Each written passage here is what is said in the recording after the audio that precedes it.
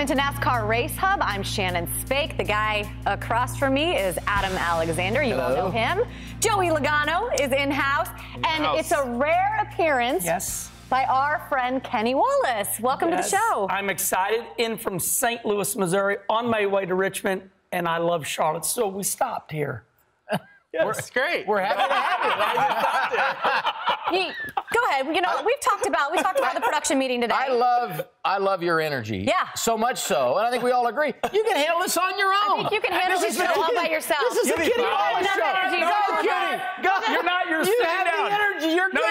You're all good. Well, welcome to the Hub. We've got a really good show for you all today. Joey Logano. Can he win the race at Richmond? Joey, come in. Oh, my God. You handled that like a true pro. You did really good there for a minute, though. We'll bail you out. They got me out and get to the daily. They got me good. You're bad. You're bad. Okay, so no word yet on penalties for Dale Earnhardt Jr.'s crew chief Greg Ives following Darlington. NASCAR officials found 2 loose lug nuts on the 88 car after the race, and that will most likely mean a cha-ching $20,000 fine and Ives being suspended 1 race. Cup cars are on track at Richmond on Friday. And this news, Shannon, Ty Dillon will be back with Germain Racing and Geico. The team announcing today that has signed a multi-year deal with Ty and longtime sponsor Geico. Germain will continue to share a technical alliance with Richard Childress Racing. No surprise there. Ty finished 13th Sunday at Darlington, equaling his best run of 2017. Always good to see sponsors coming into the sport or hanging around. Good news for Ty Dillon, who's in his rookie season at the Cup level. All right, now we go to our Ram Guts and Glory. And how about the comeback for Denny Hamlin to get his 2nd win of the year? So he's in the game. He's going to make a routine green flag pit stop, right?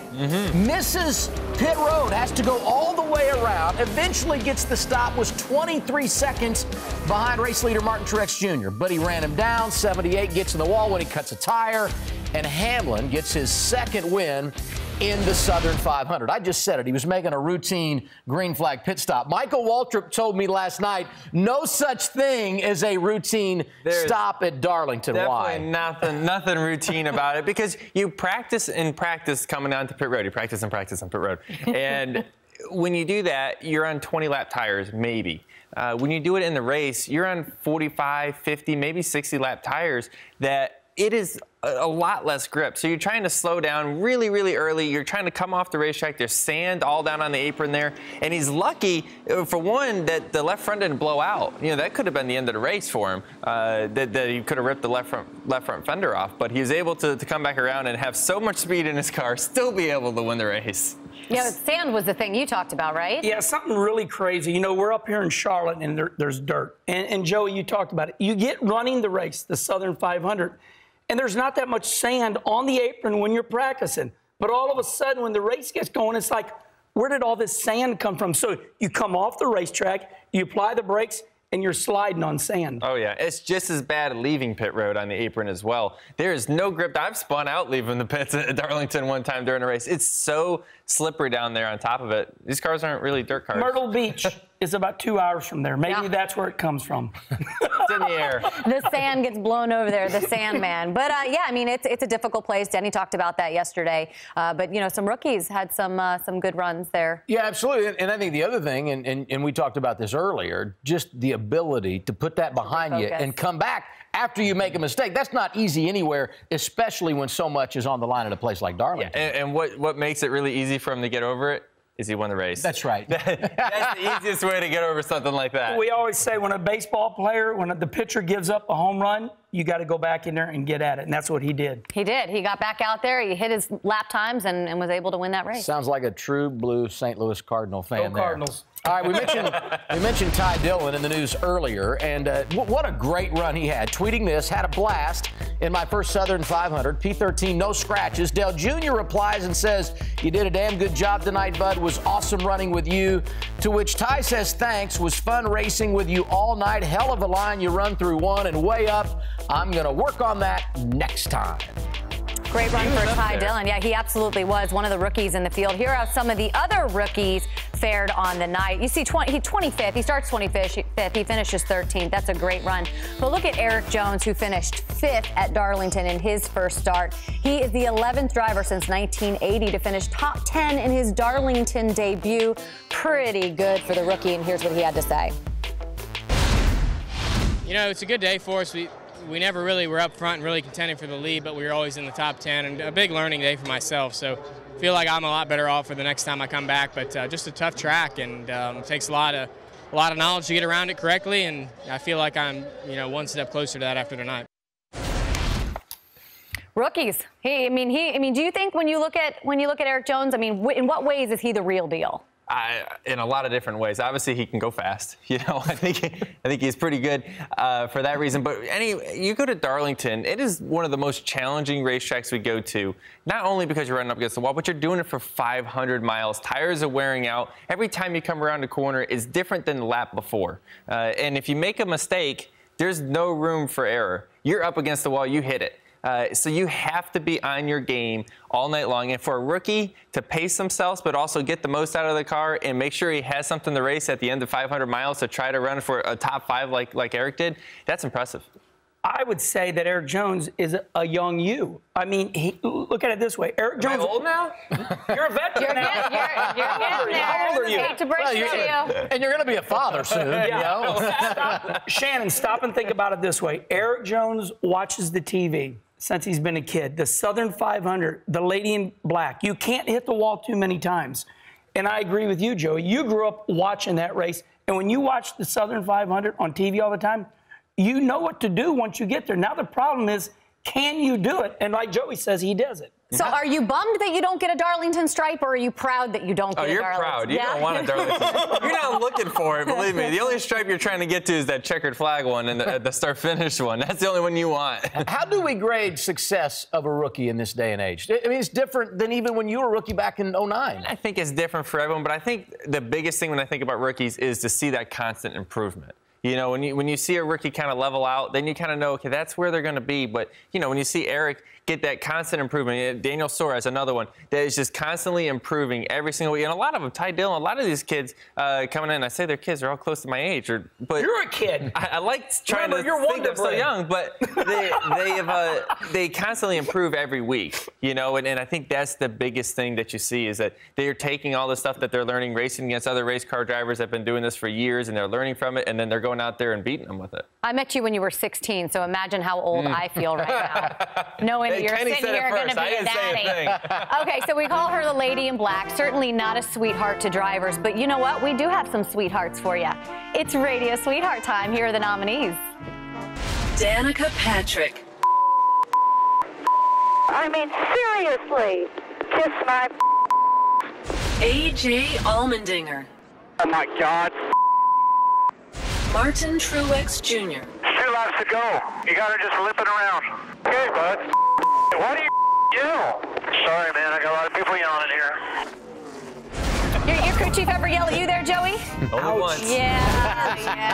AJ, 3 words, simple yet sweet. All right, you can log on your computer, your iPad, your phone, whatever. Vote for your favorite Radio Sweetheart. FoxSports.com/vote. Get him in. We'll let you know who wins. So, coming off his best finish since winning Daytona in February, is this a Kurt Busch resurgence? Well, Alan Cavana checks in with Tony Gibson as to why Darlington was validation for that 41.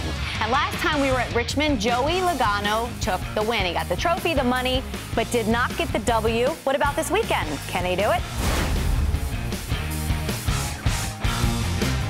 If you're a NASCAR fan, there's a new podcast for you to subscribe to. Heritage Road, the podcast that drives you down memory lane, takes you under the hood, and gets you behind the wheel of America's favorite racing competition. They talk to the hardworking drivers, crewmen, and fans that made NASCAR possible then and now.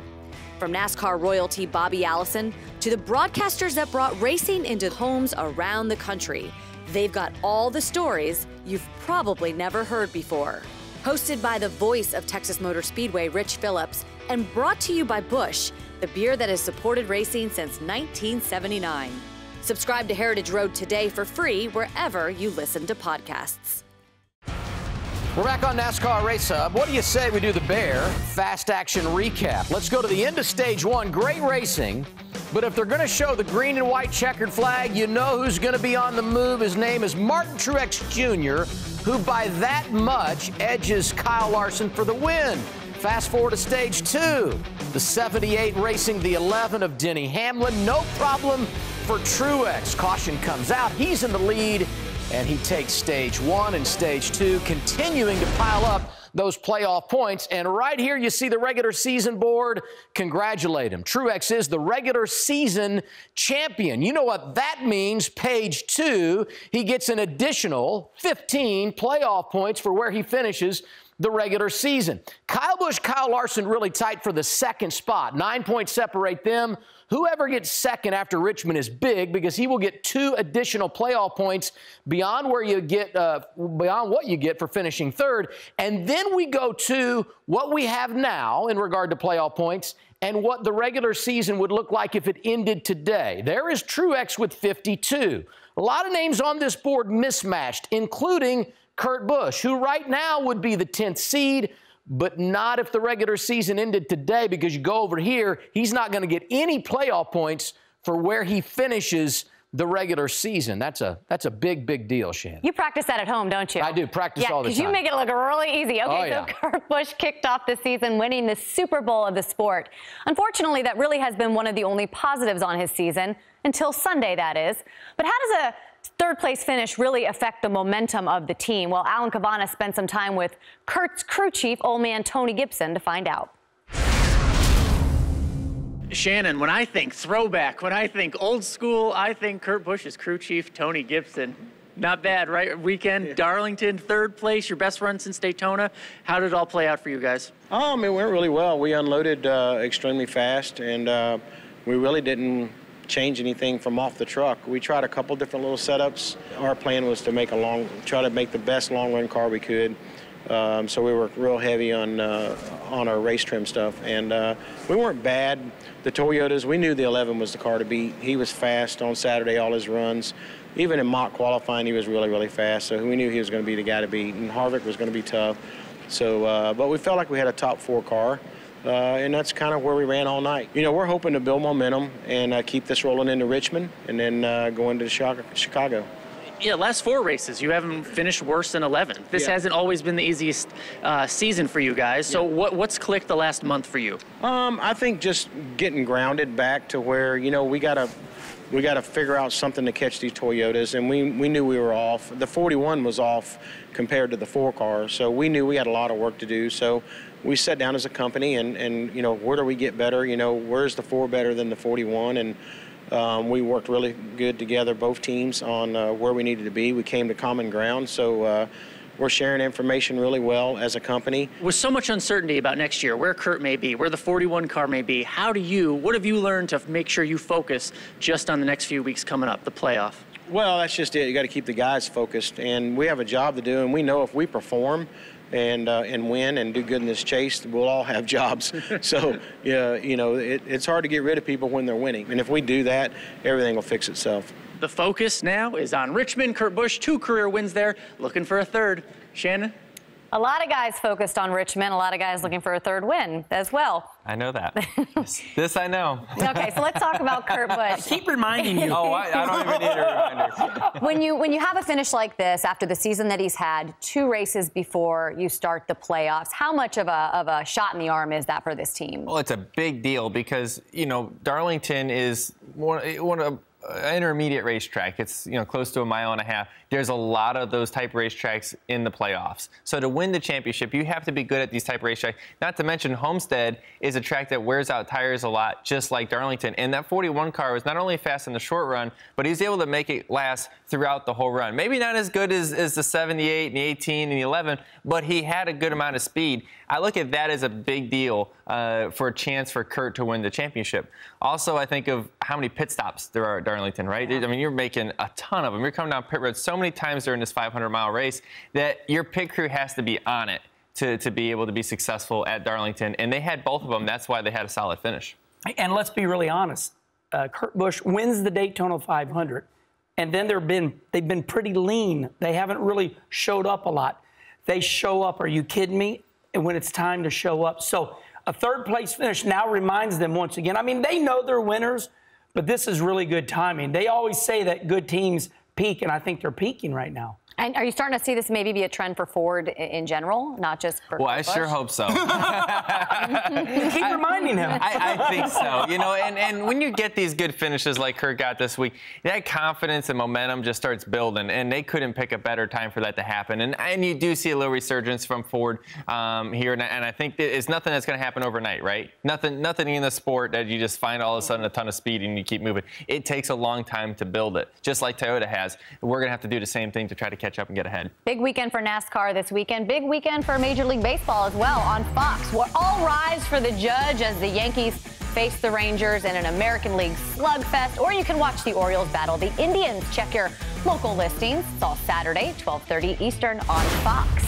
So still to come, Joey Logano's favorite phrases and words right now are repeat, sweep, back-to-back. All would apply to what he's looking to accomplish at Richmond next weekend, or this weekend. Plus, a unique look at drivers and their thought process in the playoffs. We're going emoji analysis, folks.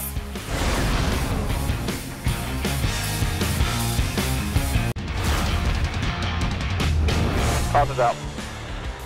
Car won't fire. You're on fire. Won't fire up. There it goes. I don't know what happened. Cycle it.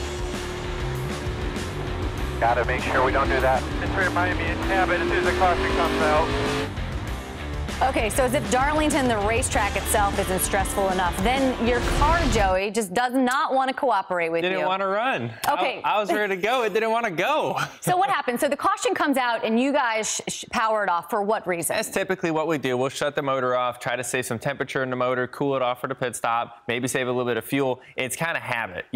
You shut it off and you coast around. Well, I did that, and when I went to fire it back up, nothing. It wouldn't fire. It wasn't on fire.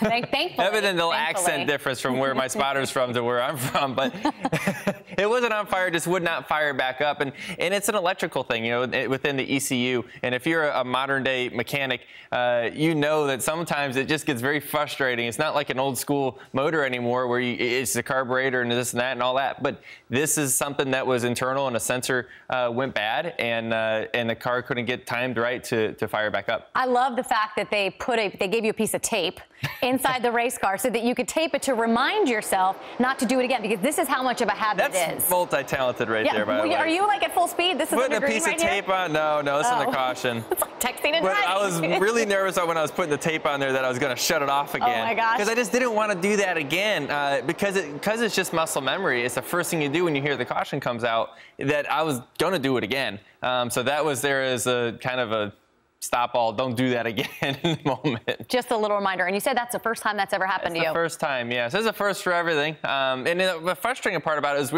we started 15th that run. We drove all the way up to 8th, and we were still moving forward. And then we lost 10 spots before we came to pit road because the motor was off and everyone was passing me under caution. So it cost us a little bit, but we were able to figure it out and be able to recover throughout the race where it didn't really end up affecting us much. And if it were to ever happen again, you know how to deal with it. Obstacles, you never know what's going to come your way in a race, Adam. Shannon, I think we have established Joey had some adversity to deal with on Sunday at Darlington.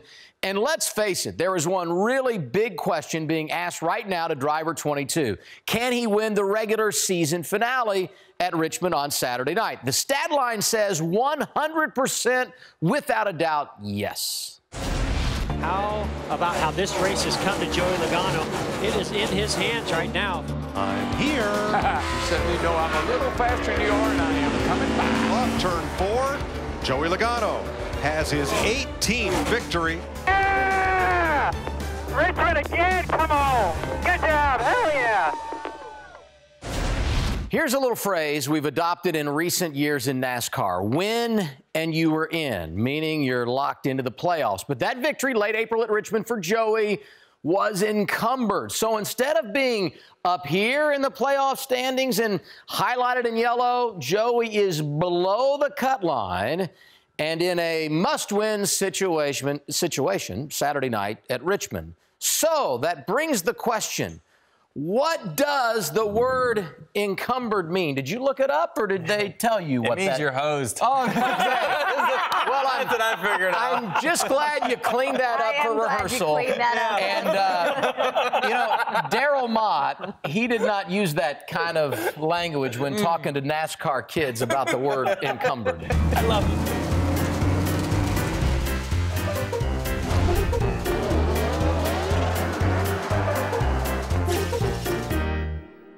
What do you think encumbered means? In what? Any guesses?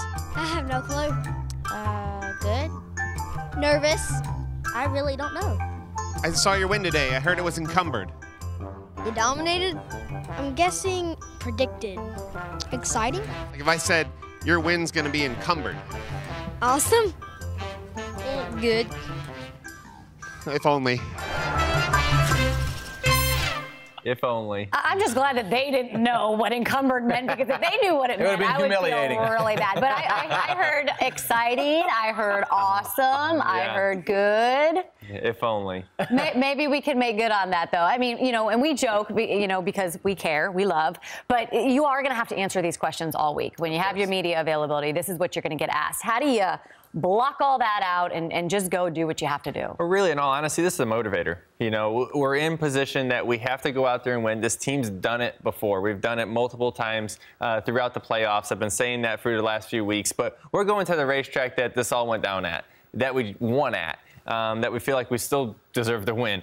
Let's go get that. Let's go show them that what we're made out of, what we can do. We feel confident in ourselves that we can make this happen. Our pit crew's on it. Our team's getting faster and faster. We're ready to go. There's a big misconception about athletes. Sometimes they think that, you know, they're all messed up. This is a great race car driver. Just Kenny. When he gets in that race car at Richmond, when you get in that race car at Richmond, you're all about that race car. Mm-hmm. You know, you're not thinking about being encumbered and winning that race. You've won the race. You're going right back to the last racetrack. Sometimes people think athletes get all messed up. Well, I'm going to think about being encumbered. He gets in that car, he's going to do what he does, and that's most all in likely the past, win. right? It's all in the past. We got to keep looking out the windshield, not the rearview mirror, and hopefully there's no one in my windshield. You just bailed me out. Thank you. You sound like Newt Rockney with your fire 'em up speech here. That's my job, man. Let's go. Make people happy. Hey, here's why I believe you can do it on Saturday night, because you have shown an ability to perform when all the pressure is on. I think about the playoffs a couple of years ago in round 2. You didn't just win at Charlotte, the opening race. You went to Kansas, got the checkered flag, and became the only driver ever to sweep around the playoffs 1 week later when you delivered at Talladega. That's an incredible feat when you talk about this format of the postseason, Shannon. You can do it. Then last year, Joey came through. He won the Talladega elimination race. And then just 3 races later, winning again at Phoenix, taking home the checkered flag. Show me the money. No doubt, Shannon, some big wins there for Joey. Let's do emoji analysis. And since we're talking about big wins in the playoffs and the playoff mood, if you will, we're going to put some drivers on the board. And you guys tell us about these guys when it comes to playoff expectations using your favorite emojis. Emojis. Martin Truex Jr.'s first. Yes, they say emojis are a good expression. So, Martin Truex, I'm going to say right now, as I scroll down here, Martin Truex, show me the money. He's money. Right now, he's money, Joey. He's looking at the money. I agree. I'll pick for Brad. I feel like Brad is in good shape. I think he's feeling strong going into the chase. I love this. This is definitely not his actual arm. But he's feeling good about it. I don't know. He's been playing a lot of tennis, he says, so maybe he's bulking up. Jimmy Johnson. I have a 7-time, right? All right, let me see here. Jimmy, you know what I'm going to do? I'm going to say he's the bomb, and here's why. Because last year when we counted him out, Joey, of course, I know you were in that championship chase. Boom!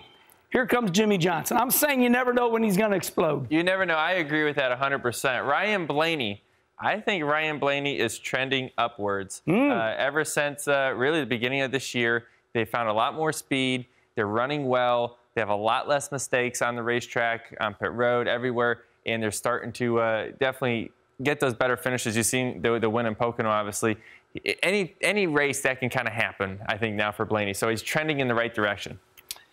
Trending upwards for the young Blaney. What do you think about Kenseth there, Kenny? Matt, the Brat Kenseth. That was his nickname when he raced at Slinger, Wisconsin. And we talk about that every once in a while. Let's look at Matt. Matt this year has me like this. I don't know what's going to happen. You know, he's a winner. You don't want to see? Or? He's a champion. I'm like, surprise me. So, you know, Matt can jump up and win at any time. Right now, I don't know. Was that the right emoji? That's a good one. I mean, okay, you explained it well. This one's going to be good. Joey on himself. Joey on Me Joey. on myself. What do you have to say about let's see yourself? what we got here. Keep it clean, please. You did not do that in rehearsal. I know. Well, I've changed the way I felt about it. I was angry in rehearsals, and now I'm thinking, if it wasn't for that cucumbered win, The vegetable win. The vegetable win. That's what I'm thinking. Maybe we could win this week. There you go. That's my thought. You did really. You talked very good about yourself. So that was really good. I hope I don't talk bad about myself. That was the highlight of my week. Wait till all my friends. Clint Boyer. He's a country boy from Emporia, Kansas. He needs to have a beer before this race. That's such a good idea. I'm telling you that if you stay calm, I mean, he's good there. He's got a couple wins at Richmond. So stay cool. You know, when you drink a beer, it calms your nerves. Stay cool like a cucumber, right? All right. Dale Earnhardt Jr. Good one. Yeah. That's hilarious. Here's a tomato, buddy. So, Dale Jr. Oh, man. How do I think about Dale Jr.? Be careful. Be careful. I know. This looks like a cool picture. Roller coaster ride. It was for a reason. It's been kind of up and down. You know, he may peak out and maybe get a win. Hopefully not. Sorry, Junior Nation. It may happen. You never know. Junior's been good at Richmond. It's one of his better racetracks, so he might have one of those up races. We got a big preview of what's going to happen at Richmond right here on FS1. Saturday race day's back, Kenny. What time you guys on the air? In case you forgot, it's right there on the board. Right there. It's an hour and a half show, and we got some really good stuff. Oh, you actually did your homework. 3:30 Eastern on FS1. Tune in then. All right, so the lady in black always brings out the emotions or the emojis on race day. The much-anticipated Radioactive from Darlington is coming up after the break, and here is a sneak peek at what you can expect. Try to get some stage points as time as we can, man. Don't know if I'm trying all year to get stage points. I gotta drive the track right now. Hey, welcome back to NASCAR Race Hub. All right, our producers must be really brave because they're trusting us up here alone. You ready? Yeah, I'm ready. Okay, so, what's the maddest you've ever been in a race car? Running good at Phoenix, NASCAR black flagged me because I had tire smoke only in the corners, and I had to pit. Really mad. Yeah, did you say something on the radio that maybe you regretted? I said a lot, and I had to go to church when I was done. It was bad. Well, so that helmet goes on, and sometimes even the nicest driver transforms. But it's not all bad, because sometimes what they say on the radio tells the true story of the race. Would you agree? No, it's true. Yeah, and what a storyline there was on Sunday. Here is, go ahead, Radioactive from Darlington. A beautiful afternoon, and we have so many folks who have packed into Darlington Raceway. Darlington's a big challenge. Work hard. Come out here on top. Finish it off, man. Drive out of it. Who will win the 68th running of the Southern 500? We're about to find out. All right. Fire home. It's Richard Petty. He is behind the wheel of that race car. Pretty damn cool seeing that thing out here. Not going to go, Kevin. They're going to add a lap here. 43 don't want to leave the track. I don't blame him. I'd drive that thing around all day. Richard wanted to lead a lap, didn't he? He hit the 43. Yeah, boy, he doesn't hear you. Put him up on the board. They're black flag in the 43 car. That's funny. Phony and G. All right, coming to green here. Ready, ready, ready. Green flag.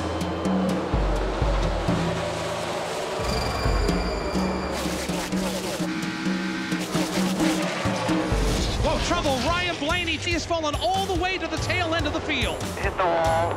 I got smoke. Go fit this time. God, man, I'm an idiot. They're on. I got no brake. You're just going to have to baby to the first caution. I mean, I can. We're just going to be really damn slow. Turn one. Put it out. Turn one. Oh, my God. Yells out. Yells out. Turn 1, 6 car and a 47 car. I don't think they're real happy with each other. All right, pit road's open this time. Car's running like it's out of fuel. Stumbling. Well, like I shut it off and it won't quit.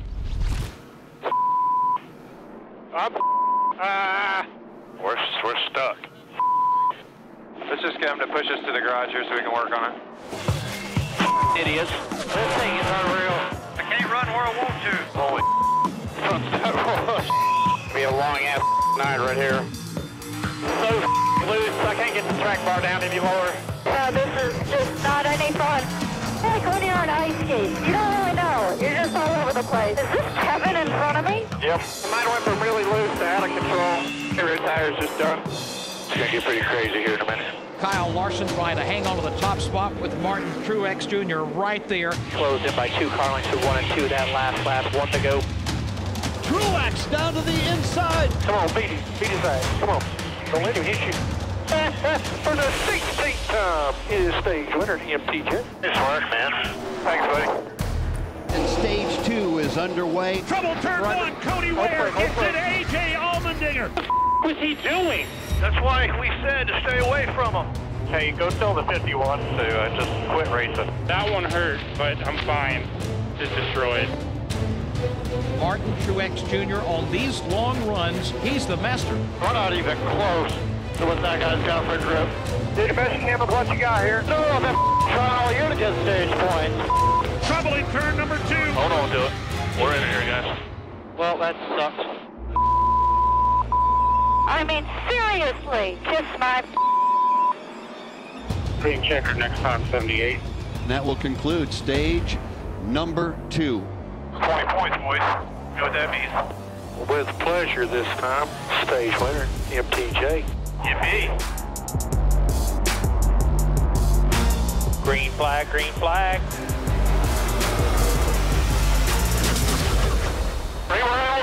Cancel. Oh, get the bow and arrow out. AC. By 10, Truex. You do what you're doing, stretching Larson now. Blam, blam, blam. Slammed into the racetrack. That wall straightened me out. I was gone. Hello? F4. Damn, I don't get an attaboy or nothing. That was awesome. Fast the quarter panel. Constantly, damn it. You're going to be loose now because of the damage. I promise you that. I can't drive in no long pit this time. Back pit this time. Denny Hamlin applies the brakes, downshifts, he is on pit road. Oh, and he overshoots the pit. Denny Hamlin overshoots the commitment line. Stay out, you missed it, stay out. You can still do this. All right, so the leader stayed out with really good strategy. He just missed pit road. The 11 and the 18 are coming. Denny is definitely catching him. Keep up this pace, you win by 2 seconds. Focus. Denny can see him. Can he catch him? Contact. The 34. Landing Castle into the wall. You beat him a second. You can see him up here. 2 cars up. Set him up to pass. Do not waste any time. Hit your marks. Hold it up first. Truex is in the wall. You got her just limping around. Okay, bud. Why do you yell? No caution. No caution. Clear. 1 more corner. Will not get to you. You're coming to get the checker flag. How about that? Oh, yes! Talk about a wheelman! Woo! Well done, gentlemen. It's a goal, but we did it. Celebrate. Yeah, you gave up 10 seconds, but you made it all back. Crazy drive, dude. Throwback all they want. They're going to be talking about this 50 years from now. Great work, man. Hell of a show. Dude, use it up, man. Use it up. There ain't nothing better there. Gentlemen, enjoy this one. Hard to beat this on the Daytona. Dale Jr. is retiring at the end of 2017. Is there any truth to the rumor he's going to be a stand-up comic? How great is he on the radio? Someone give him an attaboy. Jeez, somebody. Give him an attaboy. He did say, remember that movie with the little ball, and he said, I'm out here on an island all by myself. Did you not see me almost spin out? It was awesome. And I got one more thing to say. They say that people that cuss are more honest and trustworthy, so I believe that. There was a lot of beeps on that. You believe every single race car driver? You're very honest. Yeah. So is Danica Patrick. And Then so are you. I think some of these folks right here have to be the most honest right now because these are our Radio Sweetheart nominees. You heard them earlier. Danica Patrick, who used a lot of bleeps in that little soundbite. A.J. Allmendinger was quick and short and sweet. Martin Truex Jr. was more on the comical side. So we asked you to weigh in, go online and vote right now and tell us who you think. What do you guys think? I mean, I feel like the fans kind of got it figured out. The kiss my bleep I agree. was pretty funny. Hey, I agree with Danica. I follow her on Instagram. I thought it was great. And she's always like, I'm zen, I'm doing yoga. We talked about putting that So you know what we should do? We should do the Radio Sweetheart deal over at the board and use the Connect Live and also the emoji analysis so we could all put up this emoji. Don't look. That's funny. Danica Patrick, it is her third victory in 2017 on radio. She's my hero. Hey, you know what? Speaking of sweethearts, do you guys know what September 5th is? I do not. It's somebody's anniversary. Oh, how about that? It's Well, there you go. somebody's 19th anniversary, How and about that? somebody's wife, Audrey, was nice enough to say. Sweet I had no idea. She sent this in. She wanted me to tell you personally that she's Well, watching that's at home. really She got nice. to. That's good. I bet she's not watching. But she doesn't cuss, which means she's not honest. You know what I'm saying? Happy anniversary. Yeah, happy anniversary. You're bad. Thank you to my lovely bride. Thank you for acknowledging 19 years. And you see my hairline. When we return, Regan Smith joins the conversation as we talk about Saturday's Xfinity race. I might be on a couch tonight.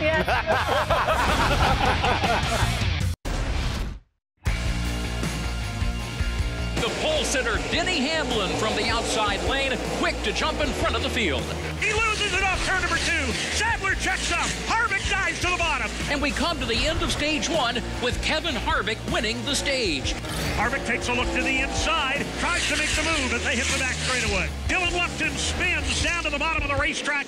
Green checkered flag is in the air. Kevin Harvick, he has now won stage 2. Elliott Sadler's in the wall. Right front tire is down. Logano jams it in. Sliding across the nose of Hamlin. Hamlin goes back to the bottom at 4. For the win at Darlington, Denny Hamlin wins. Yeah, that laugh was probably because of the cat and mouse game that you guys were playing at the end of that race, knowing that he got the best of that. Regan Smith is here, so we're talking Xfinity and we're talking Darlington. What a finish to that race. Joey Logano, front row seat. Walk me through that final lap with Denny. It was a lot of fun. It would have been more fun if the 22 was in front of the 20 there at the end, but or whatever number it was, 18. What number was that car? I don't even know. It was a red one. It was a red one. But it was a lot of fun. I knew my best shot was to try to get underneath him off of turn 2. My best corner compared to Denny was in turns 1 and 2. I was able to get just barely on the inside of him, and then he went in this corner, and he knew exactly what I was thinking, that I was going to slide up in front of him, and he checked up, and you saw him just turn down underneath me and cross me over. I wish I knew he was thinking that a little bit sooner, because I may have just parked it on the bottom and gone around on the bottom and maybe stuffed his momentum. Or just slowed up a little bit more just to screw up his timing of the crossover. Maybe this was a little bit slow on that. So, of course, I'm going to look back at it and say, man, I could have done this, I could have done that. But either way, it was a fun race. It was a clean race, and we had a good time with it. We were able to joke around a little bit at driver intros the next day before the Cup race, have some fun. Cool. And you were a race car driver. You're always going to second guess something. You didn't win, so you got to second guess it at some point. What I want to know is, as you were coming off of turn 4 right there, and you almost got down to his quarter panel, were you getting ready to side draft him, or were you hoping that you were going to be a little more even and maybe just be able to bang doors and see who got to the start-finish line first? Yeah, I was just hoping that I was going to be close enough to try to maybe pull him back. At that point, he had more momentum and was on the inside. He had a good spot there. The race was won. As soon as he pulled underneath me, I knew he had me. All I was trying to do was just ride that wall on the exit and try to keep going. I don't know. I had the thought afterwards that maybe I should have just put it to the wood and ran the wall around and used up the right side. Video game style. At least you know what I mean. It's just, yeah, second's the worst. Sometimes you feel like you'd rather crash than finish second, and I felt like that after the race. That I'm sure you left it all out there quickly. Regan, I know you do want to talk about the 1 and the 3, simply an air kind of thing on that racetrack. Yeah, and that's one of those rare incidents that we don't see very often where guys just got in there. It was a racing deal. They never touched. when you come off of the quarter panel to the back bumper like that, the 3 car was already tight up against the wall with a lot of steering wheel to it. Now the 1 car gets right in behind him, and it shifts the air pressure on that car, and the air literally spun that race car out. We don't see that a ton, but when you see it like that, it's really neat to watch. We won't make you watch any more highlights. Joey's certainly a veteran at Darlington. But, Adam, what about the rookies that were in the field? Shannon, let's take a look at those drivers that made their Darlington debut Saturday in the Xfinity Series. 9 in all. Bottom of the screen, Matt Tiff, to learn what Darlington is all about. Qualified 14th, that's not bad. But he was bit early by the track, too tough to tame. Came home in the 40th position. And top of the board, the rookie that has been so impressive, William Byron, made it to the final round of qualifying, started on row 3, and finished in the 5th position. Regan has made the trip from the desk to the touchscreen. What do you say when you look at this group of drivers? Well, I say, first off, it's hard to go to Darlington. That's a tough racetrack to go to for your first time as a rookie race car driver. So to all these guys, I hope they enjoyed it. I hope they learned a lot while they were out there. William Byron, to me, though, is the guy that really stood out. And we've said this about him a lot this season. He's been able to put himself in good positions. He's run good. He's had fast race cars. He's gotten the most out of them. He had to work hard on Saturday. His average running position was somewhere around 9.1. And he had to find a way at the end of that race to get himself back up into the top 5, and he did that. I look at the guys at the top. As I said, there were 9 guys making their debut. But these first 4 or 5, the ones that really have impressed us week in, week out all season long. Yeah, they've shown some consistency. They've really been guys that we've talked about as the season's gone on, getting better. Daniel Hemrick is somebody, I want to point him out real quick here. He qualified 3rd, he finished 18th. But Daniel Hemrick is somebody that's been very steady this season and somebody we're going to expect to see as we get into this championship possibly be able to make a run at this thing and be the one guy that can challenge those junior motorsports cars. A couple of guys on this board. I mean, we know William Byron. A couple of others that I think could be a threat in the playoffs, Cole Custer and Daniel Hemrick. So we go to our playoff picture.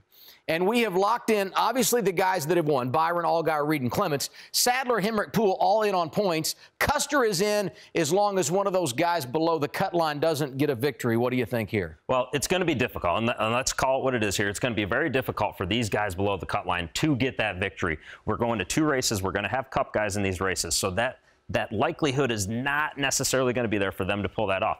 With that said, Dakota Armstrong is only 20 points. Right there, 20 points behind Brendan Gaughan. That's not a lot of points. So Brendan's going to have to be on his A game. He's really going to have to make sure he doesn't have any small mistakes happen because that 20 points can get erased very quickly.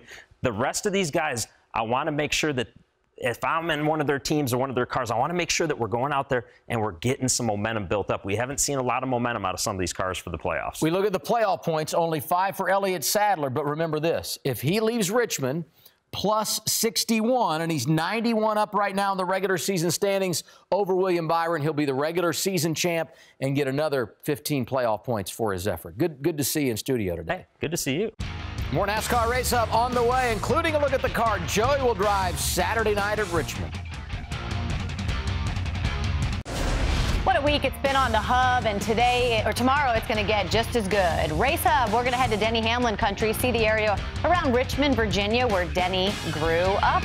And we look at the history of Richmond as the cutoff race to the playoffs. Plenty of drama on Saturday night. Plus, hey there, who's that? Bobby Labonte. He's going to be in studio with us. And Drew Blickensderfer. Good to have him back on the program. It's all tomorrow, 6 Eastern, NASCAR Race Hub FS1. Today's Social Garage, Regan Smith, who was here earlier today, he tweets us, hey, Joey Logano, you're going to be tied up on Race Hub on FS1 for a while. Why don't you let me borrow the keys a bit? This is a DeLorean. We're going back in time. Back to Richmond 1. Here I come. Does that car even have keys?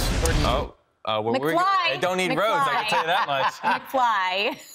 So, hey, you know what? We're having a lot of fun today. And, Kenny, it's been great to have you in, and we had a little bit of a laugh at your expense early. We got you good. Not the first time we've got someone in this studio. Let's rewind 2015 and this guy. Welcome back to NASCAR Race Hub on this Wednesday edition. I'm Joey Logano. What a jam-packed hour we have at the Hub already. But before we do, JR's mic is actually fine. I just got pranked on April Fool's Day. Did you buy it? Did you buy it? Right. You did a good job. You can read. April Fool's Day. Well, they just sat me there and it said, we're back, and everyone was in the bathroom and I was like, what's going on? And it's like one of the first times I've done it, so I'm nervous already. And it was That's your awful. audition reel right there. Yeah, so, hey, I'm still here. I don't know why. Hey, you guys are so nice. Before we go, the paint scheme so special this weekend at Richmond. Yes, we got Shell is giving the car to the American Red Cross. So here's an awesome paint scheme of it. So and help drive some awareness to what's going on down in Houston and Harvey and the damage is done. That's obviously Shell's headquarters down there. So go to JoeyLoganoFoundation.com for the next month. Everything that's donated is going directly towards Houston and Harvey. Good thing you're doing there. We're thinking about everybody down in Houston, all those in South Florida as well. We'll see you back here tomorrow at 6.